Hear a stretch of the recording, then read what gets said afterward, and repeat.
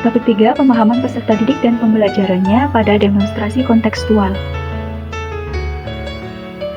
Pada tugas demonstrasi kontekstual kali ini, saya akan mengulas asesmen di ruang kelas. Mata pelajaran yang saya ulas yaitu mata pelajaran IPA, di kelas 9 pada fase D. Untuk capaian pembelajarannya yaitu menyajikan hasil pengamatan tentang gejala listrik statis dalam kehidupan sehari-hari.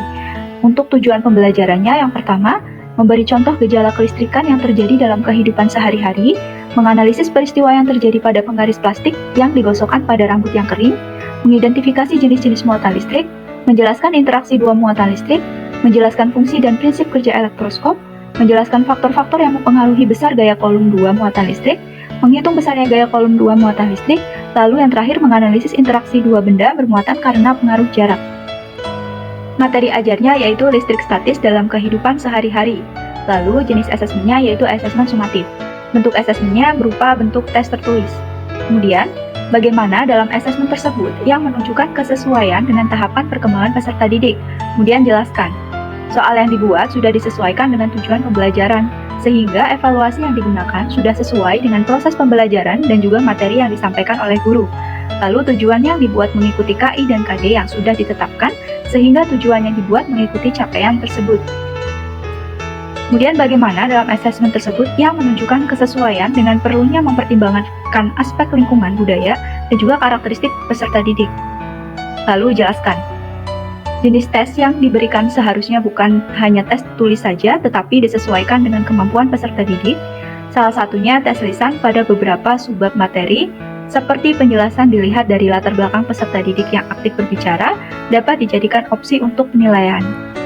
Kemudian, bagaimana dalam asesmen tersebut yang menunjukkan kesesuaian dengan kemampuan peserta didik, lalu jelaskan. Soal yang dibuat disesuaikan dengan tujuan pembelajaran yang sudah dipelajari, sehingga siswa melakukan evaluasi sesuai dengan kemampuan dan juga pemahaman yang mereka miliki sebelumnya.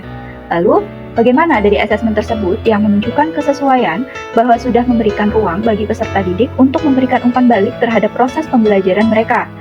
Pada soal tersebut, dijadikan umpan balik untuk penilaian pada proses pembelajaran selanjutnya mengenai materi listrik, mulai dari proses dan juga pembentukan tujuan pembelajaran. Kemudian, jika Anda menjadi guru di kelas tersebut, hal apa yang ingin Anda tingkatkan untuk lebih memaksimalkan efektivitas asesmen dengan memperhatikan tahapan perkembangan peserta didik, lingkungan budaya, dan karakter peserta didik, serta kemampuan peserta didik.